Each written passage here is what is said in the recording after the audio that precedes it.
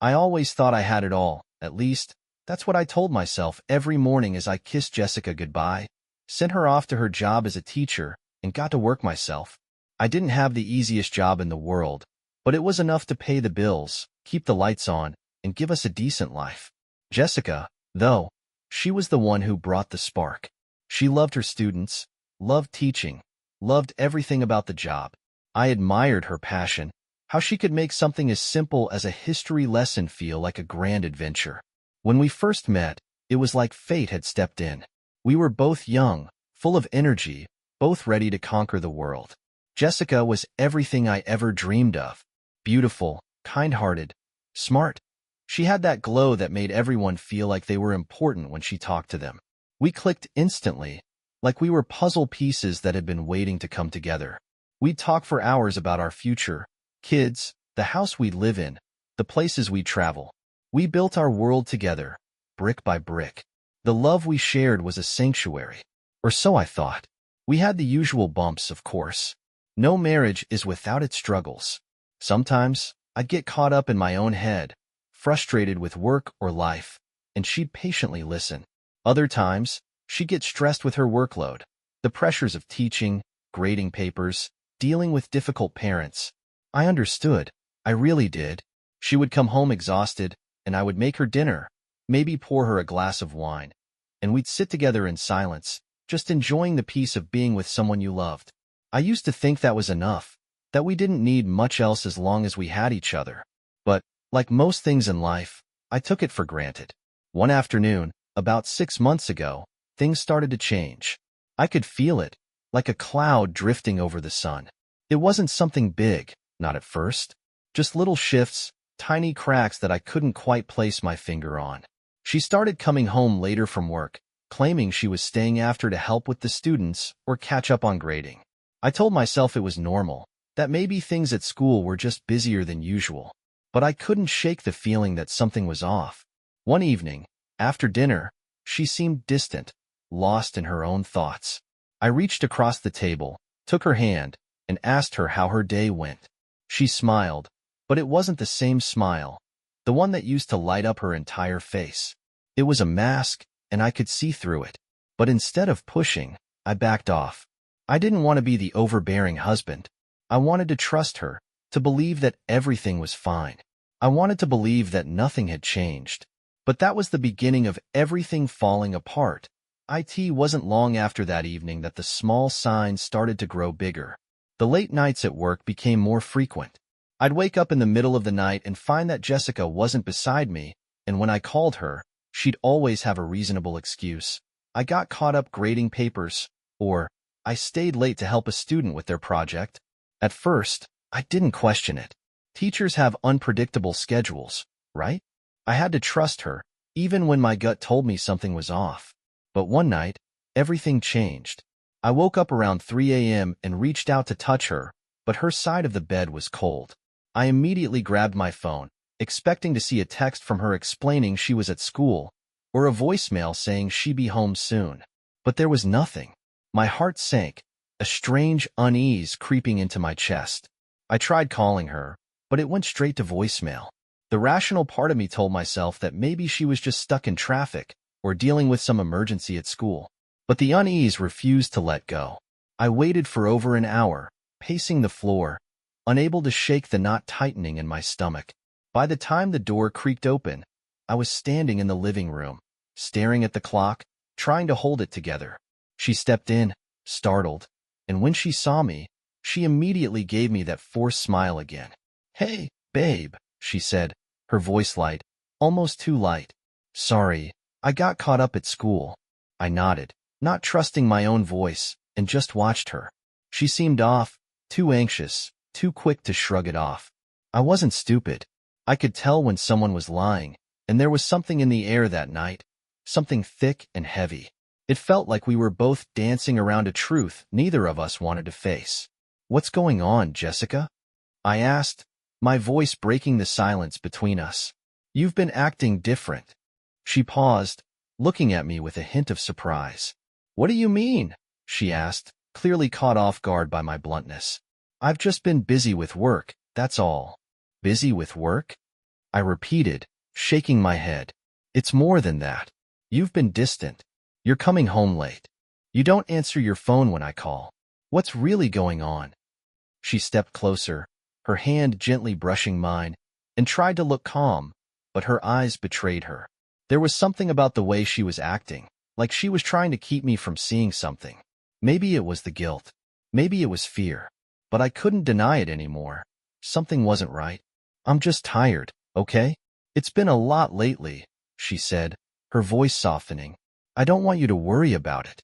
It's nothing, really. But I wasn't convinced. I let the silence hang in the air for a moment before saying the words that had been weighing on me. Is there someone else, Jessica? Her eyes widened, just for a second, before she quickly averted her gaze.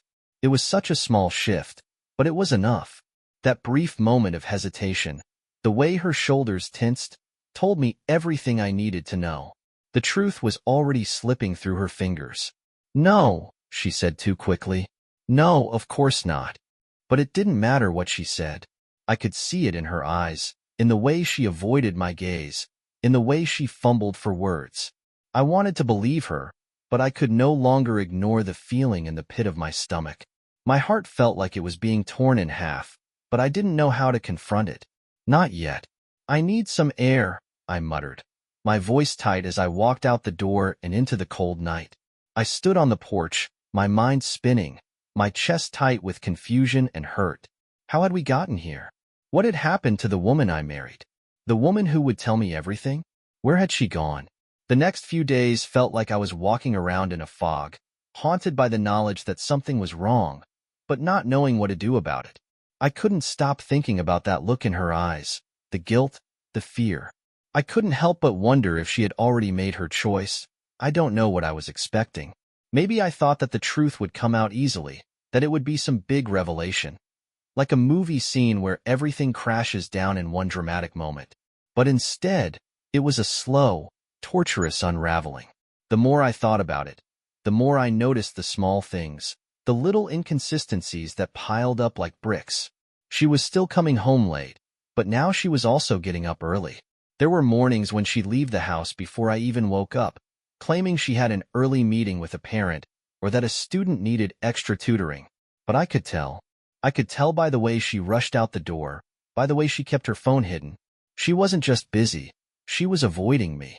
But what stung the most wasn't just the late nights or the strange texts that popped up on her phone whenever I glanced over. It was the way she treated me. There was a coldness that had settled between us, something unspoken but ever-present. We ate dinner in silence more often than not. The intimacy we once shared, those quiet moments when we'd curl up together on the couch after a long day, had all but vanished. We barely spoke, and when we did, it was surface level. I could feel the distance between us, and it ate at me every single day. I started to become obsessed with the idea of what was happening. I hated that feeling, that gnawing suspicion that something terrible was going on behind my back. But I couldn't stop myself. I began tracking her movements. It started innocently enough, just checking her phone when she wasn't looking at her calendar, paying attention to what she said. That's when I found the first clue. It was a Sunday afternoon. Jessica had gone out for a quick coffee with one of her colleagues from school. I don't know why, but something about that felt off. I could sense that she was being careful, watching her words a little too closely. The coffee trip, the secrecy, it didn't sit right with me. I sat in the living room, my heart pounding as I waited for her to return. When she came back an hour later, I noticed something was different. Her hair was a little messy, and she had that flush on her cheeks that didn't belong to a casual coffee meeting. It was the same flush I'd seen on her face years ago when she told me she loved me for the first time. It was the same flush that came after we'd made love. But this wasn't that flush. This was something else. I knew it then. I knew that something had changed in the way she carried herself. She was hiding something, and it wasn't just a small secret. I wasn't sure what it was, but I couldn't unsee it. My mind raced, and the doubt gnawed at me. What was I supposed to do? Confront her? Search for proof? I didn't know how to handle this, how to move forward when the trust we had built over the years felt like it had been shattered with one single realization. My thoughts were a whirlwind, spinning out of control. I tried to hold it together, tried to pretend everything was fine, but I felt like I was suffocating. That night, I couldn't sleep. I lay in bed, listening to the rhythm of her breathing, wondering how many times it had sounded the same when she had been with him. I wanted to shake her awake and demand the truth, to force her to tell me what had happened. But I didn't. Instead, I just lay there in the dark, my heart heavy with betrayal, wondering how much longer I could keep pretending I didn't know. I decided to go out the next day. I needed to clear my head. So, I took a walk in the park, my mind still racing. As I passed by a small cafe, I saw something that made my heart drop into my stomach. Jessica was sitting at a table, laughing. But it wasn't just the laughter that caught my attention. It was the man sitting across from her. I didn't recognize him at first, but then I noticed the way they were sitting, too close. The way he reached across the table to touch her hand. I stood frozen for a moment, too stunned to move. My whole body felt like it was betraying me. I wanted to run up to her, to demand answers, but something held me back. I wasn't ready for this. I wasn't ready to see the truth with my own eyes. I turned around and walked away. I didn't know where I was going. I didn't know what I was feeling anymore. Anger, sadness, confusion. They all tangled together inside me. My wife, the woman I thought I knew, was out there with someone else. She had been with him, and she was probably in love with him. The thought crushed me. I walked for hours, just lost in my own head. When I returned home, Jessica was already there. She tried to act normal, but I saw through it. She knew that I knew. We said nothing to each other that night.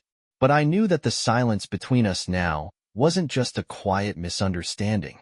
It was the silence of a marriage that was already broken. The next few days felt like I was walking on a razor's edge. Everything was thin, fragile, like I could break at any moment. I could feel the weight of the truth pressing down on me, but I didn't have the courage to face it. Not yet. Jessica continued to act like everything was fine, like nothing had changed. But the cracks were obvious now. She was more distant, more distracted. The little things, like the way she would avoid my eyes or the way her smile never reached her eyes anymore, were eating at me. I couldn't take it anymore. I knew I had to confront her. The silence was unbearable, and I couldn't keep pretending I didn't know. So, one night, I decided to do it. I couldn't just let this fester inside me any longer. I had to hear her say it. I needed to know if my suspicions were true. It was late when she got home. I had spent the last few hours pacing the living room, trying to calm my racing heart, trying to prepare myself for whatever was coming. I had no idea how this conversation would go, but I knew it wouldn't be easy. The truth never is. When the door opened, she stepped inside with a tired sigh, looking exhausted as usual. I could smell the faint hint of perfume on her, and for some reason, it made my stomach turn. "Hey, babe," she said, setting down her bag and kicking off her shoes. Her voice was soft, almost too soft. I didn't respond right away. I just stood there, staring at her. She paused, looking at me like she didn't understand why I was so quiet. "Is something wrong?" she asked. And that was it. The moment had arrived. I took a deep breath, steeling myself for what was coming. My voice was shaky, but I forced the words out. "I saw you today. With him." Her face drained of color, and she froze. I could see the panic in her eyes. She opened her mouth to speak, but nothing came out at first. The silence between us stretched on for what felt like an eternity, both of us standing there, holding our breath, waiting for the truth to spill. Finally, she spoke, her voice barely above a whisper. You saw us?" I nodded. "I saw everything. The way you two were sitting, the way he touched your hand. Don't lie to me, Jessica. I know what's going on." Her eyes darted around the room like she was searching for an escape, but there was nowhere to go. The truth was out now, and there was no running from it. "I didn't mean for you to find out this way," she said, her voice trembling. "I never wanted to hurt you." "Then why, Jessica? Why did you do it?" I asked, my voice cracking with emotion. Was it something I did? Was I not enough? What happened to us? She swallowed hard, her eyes welling up with tears. "It wasn't you. It's me. I've been feeling so lost lately, and when I met him, I don't know. I wasn't thinking. I didn't want this to happen, but it did." I could feel my chest tightening, the pressure building in my throat. You're telling me you cheated on me because you were lost? How does that make sense? I don't know, she whispered, stepping forward, but I backed away, not wanting to feel her touch. I never meant to hurt you, I swear. It was a mistake, and I'm so sorry. But the apology didn't matter. The words were hollow. All I could hear in my mind was the sound of her laughing with him, of her touching his hand, of the way she looked at him, the same way she used to look at me. I couldn't process it. It felt like my world was shattering around me, piece by piece. Why him, Jessica? I asked, my voice barely a whisper now, as if the weight of the question was too much to bear. Why him? What does he have that I don't? She looked away, her lips trembling as she wiped a tear from her cheek. I don't know. He made me feel alive again. I've been so overwhelmed by everything. Work, life, you, and he just saw me. He listened. He made me feel like I mattered. I wanted to scream, to throw something, to just rage at the unfairness of it all. But instead, I stood there, frozen, my heart shattering in slow motion. This wasn't just infidelity. This was betrayal at a level I had never imagined. Are you leaving me? I asked, already knowing the answer, already bracing for it. I don't know, she said, her voice shaky. I don't know what to do. And that was the moment. That was when I realized there was no going back. She had already made her choice. She was already gone, whether she was physically with me or not. There was no more trust between us, no more us at all. I don't think you get it, I said quietly, the words coming out before I could stop them. You've already left. You've already chosen him. I didn't wait for her response. I couldn't. I turned on my heel and walked out the door. I needed air. I needed space. I needed time to process the storm of emotions crashing through me. Anger, hurt, disbelief. I needed to be somewhere far away from her, somewhere I could think, somewhere I could breathe again. I didn't have a plan. I didn't know what I was going to do next. But I did know one thing. I wasn't going to let her get away with this. Not without a price. Not without revenge. I didn't sleep that night. I couldn't. My mind was buzzing with 1,000 thoughts, but one stood above all the rest. What do I do now? I had just confronted Jessica, heard her tearful confessions, but none of it mattered. She was still out there, with him, and I was left to pick up the pieces of a shattered marriage that I never thought could break. I tried to convince myself that walking away was the best option. Just let her go, find some peace, and move on. But the anger inside me was too strong. It was like a fire that refused to be extinguished. I had been betrayed. I had given her everything, my heart, my time, my trust, and she threw it all away for someone else. It wasn't just a mistake. It was a choice. And I couldn't just let that slide. I needed something more than just closure. I needed justice. For the first time in my life, I felt an emotion I had never thought I was capable of: revenge. It was like a burning desire to make her feel the same pain, the same betrayal that she had caused me. I couldn't let her get away with it. Not like this. Not so easily. But how? How do you get revenge on the woman you thought you knew? On the woman you loved? I didn't want to hurt her, not really. But I couldn't help but feel like she deserved to feel the same gut-wrenching betrayal. And if that meant making her realize what she had done, making her lose him the way I lost her, then so be it. I spent the entire night planning. I couldn't let this go, not until I had a way to make her pay, to make her regret ever letting another man into her life. The first thing I did was look through her phone. I knew it was wrong, but at that point, I didn't care. I needed answers.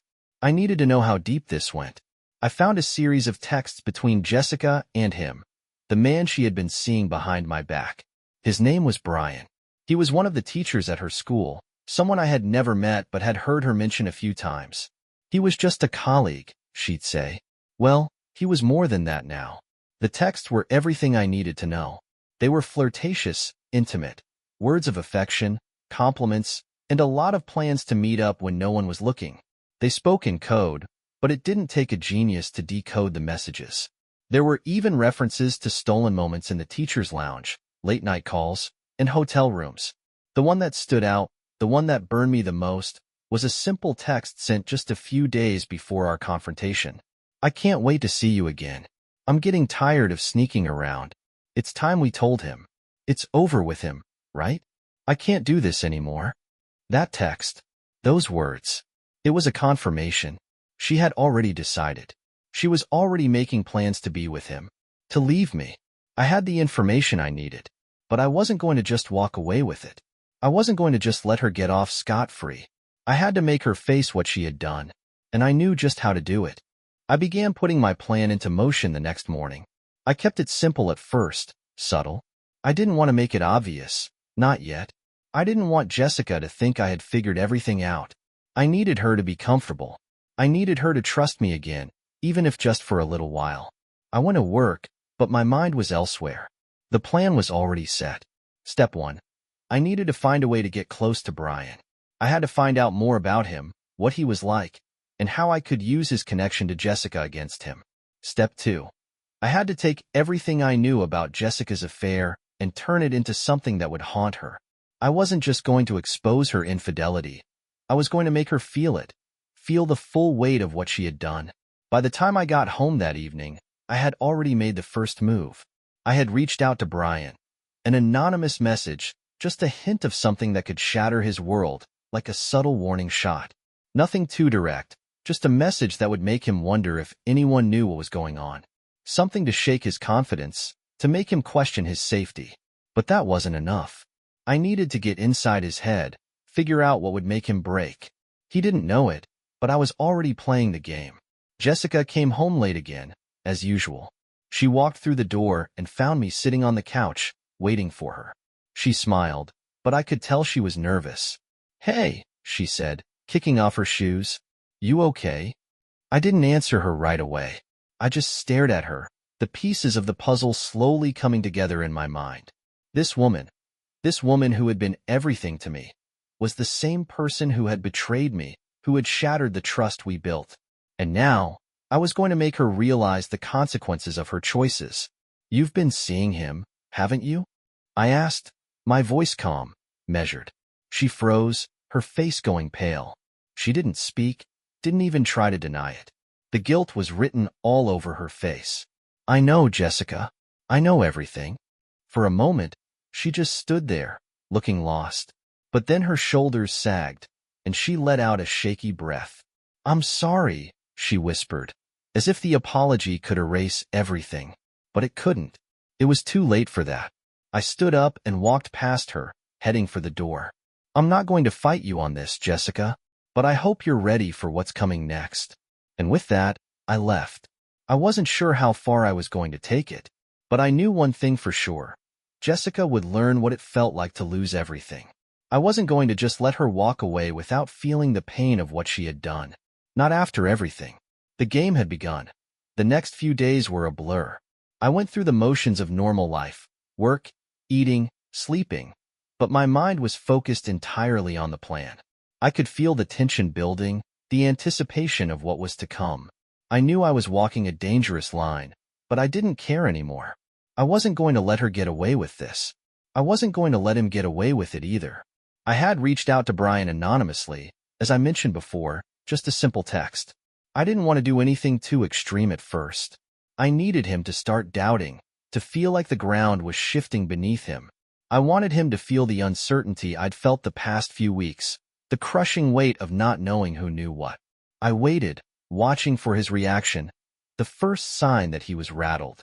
It came 2 days later, in the form of a reply, short, cold, and unsettling.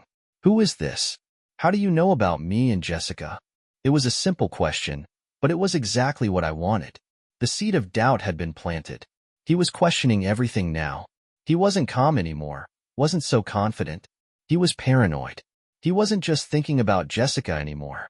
He was thinking about me, about the possibility that I knew everything, about the fact that I was watching. The power I had, the control I felt in that moment, it was intoxicating. I didn't respond to his text right away. I let it linger, made him stew in it for a while. I wanted him to feel that anxiety, to make him second-guess his every move. He didn't know who I was, but that didn't matter. I was already in his head. Meanwhile, Jessica acted like everything was normal. She had no idea what was coming. She was still in her little bubble, still thinking she could have it all. She still thought she could balance me and him, that she could keep the lie going. But I wasn't letting her. I wasn't going to let her forget what she had done. That night, when she came home, I put the next phase of the plan into motion. I was calm, collected, in control of myself. The last few days had been an emotional roller coaster, but I had found my focus. Jessica walked in and saw me sitting at the kitchen table, a bottle of wine open, 2 glasses in front of me. It was quiet, peaceful even, but there was a tension in the air that she couldn't miss. She glanced at me, then at the wine, and smiled. "Are we celebrating something?" she asked lightly, as though nothing was wrong. I didn't answer her right away. Instead, I pushed a piece of paper toward her. It was a printed screenshot of the text conversation I had found between her and Brian. The messages were clear, graphic in their intimacy, and most damning of all, there was no way she could deny it now. She picked it up slowly, and I could see the blood drain from her face as she read. Her hand trembled slightly, the page rustling in her grip. She didn't speak, not at first. "Why, Jessica?" I asked, my voice barely above a whisper. I couldn't keep the hurt out of it, no matter how hard I tried. "Why him? Why did you do this?" She opened her mouth, then closed it again, like she was searching for something to say. I could see the guilt and fear swimming in her eyes, but it wasn't enough. The damage was done. I never meant for it to go this far," she stammered. "I was just, I don't know. I wasn't thinking. It was stupid and I—" "Stupid?" I interrupted, my anger flaring for the first time. "You call cheating on me stupid? You call betraying me for months stupid?" She flinched, but I couldn't stop. I was too far gone now, and part of me wanted to see her feel the weight of everything she had done.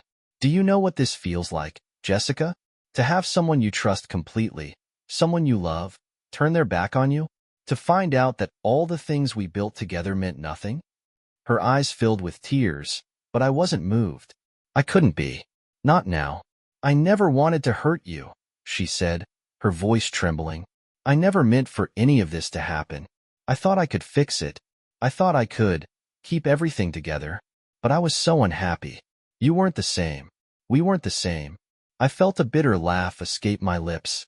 "Unhappy? You were unhappy, so you cheated on me? That's your excuse?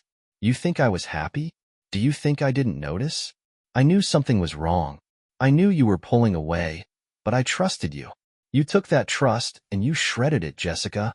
She looked down at the paper in her hands, silent now, and I could see the regret in her eyes. But it was too little, too late. The betrayal had cut too deep. Then, a thought crossed my mind. It wasn't just about Jessica anymore. It was about Brian too. He had to pay as well. He had to understand what kind of damage he had caused. But I wasn't going to let Jessica off the hook just yet. No, she had to feel the full force of the mess she had made. And she had to understand that I wasn't just going to move on. "Tomorrow," I said coldly, "I'm going to show him exactly who he's messing with. He's not going to get away with this." Jessica blinked, confused. "What do you mean?" I didn't answer her. I wasn't going to let her know just yet how deep the plan went. But I knew that by the end of it all, both she and Brian would have to answer for their actions. The first strike had been made. Now, it was time for the next move. The next morning, I woke up early. My mind was already sharp, like a blade waiting for the right moment to strike. I had spent the night thinking through the plan, weighing every angle, calculating every step. There was no going back now. Jessica had made her choice, and now it was my turn to make mine. I needed Brian to feel the consequences of what he had done. He had no idea who he was dealing with, no clue that the husband of the woman he had been sneaking around with was about to tear his world apart. I didn't waste any time. I sent Brian another anonymous message. This time, I didn't hold back. I was blunt, direct, and I could feel the coldness in my own words as I typed them. "I know what you've been doing with Jessica. You're not just hurting her husband. You're hurting a family. You've been using your position to take advantage of her, and I'm done being quiet. You're not as untouchable as you think. I know everything." I didn't stop there. I knew exactly what Brian was into. He wasn't just a teacher. He had a reputation. He had a history of being inappropriate with students in the past. Nothing overt, nothing criminal, but enough whispers had circulated through the faculty that I had heard the rumors. I sent a follow-up message with a simple sentence. I'm sending these texts to the board. Let's see how much you can hide then. I wasn't sure if Brian would respond right away, but that wasn't my goal. I wasn't looking for immediate gratification. I was planting seeds of doubt. I wanted him to start looking over his shoulder, wondering when the other shoe would drop. As the day went on, I could feel the tension in the air. It wasn't just the anxiety of waiting to see if Brian would react. It was also the weight of what I had done to Jessica. But I was past the point of feeling guilty. She had made her choices. Now, it was time for her to face the consequences. Jessica seemed oblivious to everything, as usual. She had no idea that I was about to make her life fall apart in front of her eyes. She came home that evening tired, pretending like things were normal, but I could see the cracks in her mask. She sat down at the dinner table, as if nothing had changed. But I wasn't playing along anymore. I sent him a message, I said casually, watching her stiffen at the words. Brian. I told him that I know everything. Her face paled instantly, and she set down her fork, staring at me in shock. What did you say? I gave her a cold look. It doesn't matter what I said. What matters is that he knows I'm onto him. And he knows there's no going back now. Her breath caught in her throat. You're not going to do anything stupid, are you? Please, I'm begging you.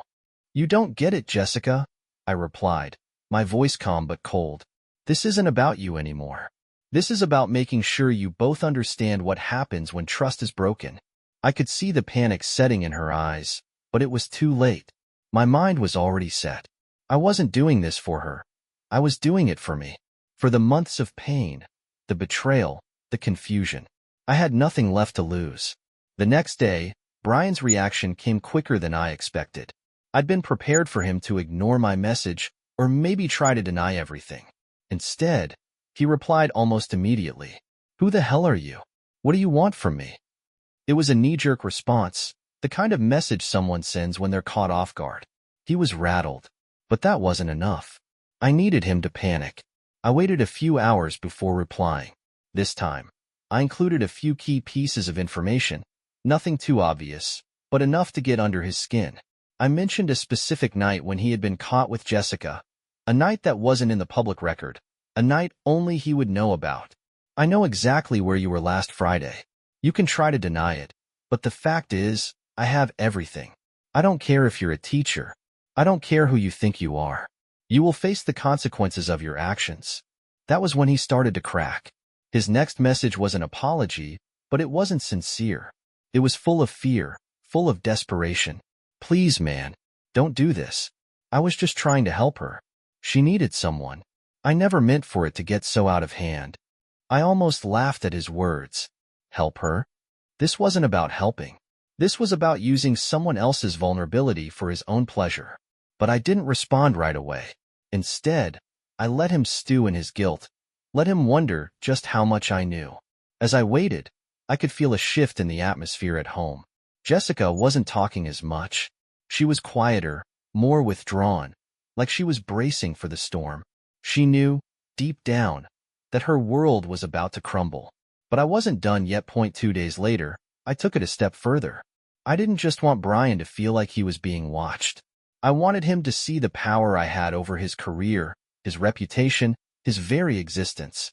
I contacted the school board, but I didn't go straight for the most explosive route. I started by sending an anonymous tip, detailing his inappropriate behavior with Jessica. Nothing illegal, nothing that could get him arrested, but enough to put his career in jeopardy. The board wouldn't be able to ignore it. I crafted the email carefully, including the key details that only someone close to Brian would know. His late-night meetings, his history of boundary-pushing conversations with students, the fact that he had been caught in the act of flirting with Jessica by other faculty members. I sat back and waited. I knew it wouldn't be long before he started to realize the full weight of what was coming for him. At home, Jessica was growing more desperate. I could see the cracks in her composure. She had tried to apologize once, but it didn't feel real. It didn't feel like it was coming from the woman I had married. It felt like a woman trying to save herself from a sinking ship. "I never wanted any of this," she said, her voice shaking one night after dinner. "I never meant for it to go this far. Please, don't do this." Her pleading wasn't working. I wasn't listening anymore. Not after everything she had done to me. "You had every chance to stop," I replied, my voice low and steady. "But you didn't. And now, you'll both have to face the consequences." The board meeting came quickly. Brian was called in, summoned to explain himself. He had no idea what was happening, but I was watching him now, watching every move he made. I wasn't going to let him slink away, pretending like this would all blow over. That afternoon, I received a call from a block number. I didn't hesitate to pick it up. It was Brian. "Please, man," he said, his voice trembling. "You can't do this. You don't understand. I was trying to help her, okay? I swear. It wasn't supposed to happen like this." I couldn't help but laugh bitterly. "Trying to help her? You ruined her life and mine. You think I'm going to let you get away with it?" He begged me to stop. He promised that he would never see Jessica again, that he would quit his job, that he would disappear. But it was too late. It wasn't about what he could promise. It was about the damage that had already been done. "I don't want your apologies, Brian," I said coldly. "I want you to understand what happens when you make someone else's life a living hell." The line went silent for a moment. He was realizing, finally, what I had done, and he knew there was nothing he could do about it. As the days went on, the fallout from Brian's meeting with the school board spread like wildfire. I knew the moment his world had begun to unravel when I received a call from Jessica the following evening. Her voice was unrecognizable, fractured, like it had been worn down by the guilt. "He lost his job," she said softly. "He's been fired, and it's all over the news." I didn't respond. I didn't need to. Her words spoke for themselves. She had no idea how deep I'd gone into destroying Brian's life. She didn't know the extent of the power I had wielded. She just saw the pieces falling apart. "Is this what you wanted?" she asked, her voice hollow. "To ruin him? To ruin me?" The question hung in the air, but I didn't care anymore. I didn't care about her tears, or about what she had to say. I was done listening to her excuses. I wasn't satisfied with just Brian's fall from grace. That wasn't enough for me. I needed to make sure Jessica understood what she had done, what she had allowed to happen. One night, I gathered everything, the texts, the messages, the proof of the affair, and I showed them to her family.